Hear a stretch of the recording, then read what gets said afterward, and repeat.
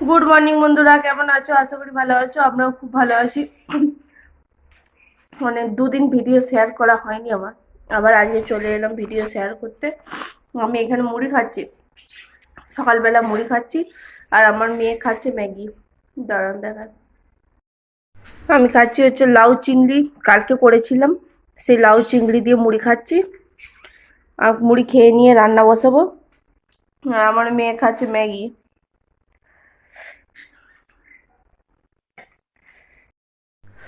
গোপাল ভাঁড় দেখতে দেখতে মুড়ি খাচ্ছি।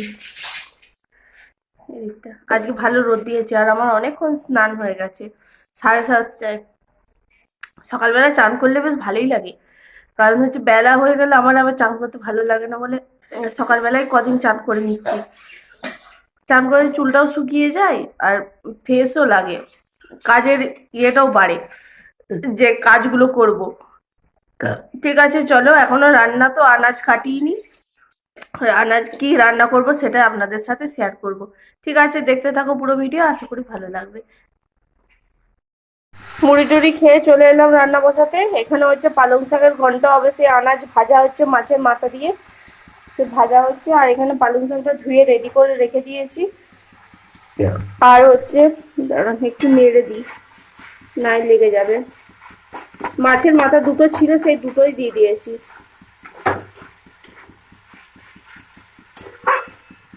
একটু ভালো করে ভাজা হোক। আর আমি এখানে হচ্ছে ওবেলা হচ্ছে চিকেন হবে, মানে পালং চিকেন হবে।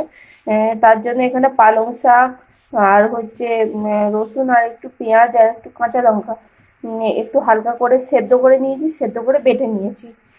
আর এখানে হচ্ছে বাটবো হচ্ছে, দাঁড়ান, বাটবো হচ্ছে ধনে পাতা। শীতকাল এসে গেছে, ধনে পাতার চাটনি তো খেতেই হবে। ওই জন্য এখানে আছে ধনে পাতা আছে, রসুন আছে, কাঁচা লঙ্কা আছে। এবার একটু তেঁতুল দেব, নুন দেব, চিনি দিয়ে বেটে নেব। ঠিক আছে, চলো বেটে নিই।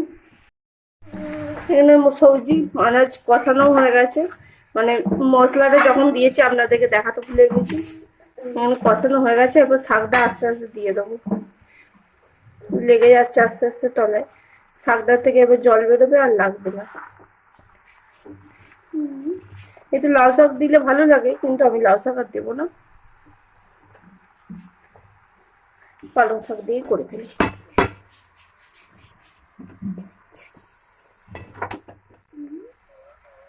চলো, এক হাতে তো আর নাড়তে পারবো না, এক হাতে ধরতে হবে ওনাকে। নেড়ে নিই, তারপর আবার দেখাচ্ছি। এই ধনেপাতার চাটনি রেডি, বেটে নিয়েছি। ঠিক আছে, চলো। তারপর দেখাতে ভুলে গেছি, এখানে এই যে শাক ঘন্ট রেডি হয়ে গেছে। শাক ঘন্ট আজকে দারুণ খেতে হয়েছে। আর এদিকে ভাত, আর ধনেপাতার চাটনিতে এত ঝাল হয়েছে, খেয়ে এবার জ্বলছে। আর এই যে পেঁয়াজ দিয়ে তিল পোস্ত হয়েছিল, আর হয়েছিল মাছের ঝাল। আমাদের খাওয়া মিটে গেছে, আমার মেয়ে বসে বসে এখনো খাচ্ছে। হ্যাঁ, প্রচন্ড ঝাল দিয়ে দিয়েছি আজকে। ঠিক আছে, চলো আজকের মতো ভিডিওটা এখানে শেষ করছি। আশা করি ভালো লাগলো। আর কথা বলতে পারছি না, আজকের মতো টাটা।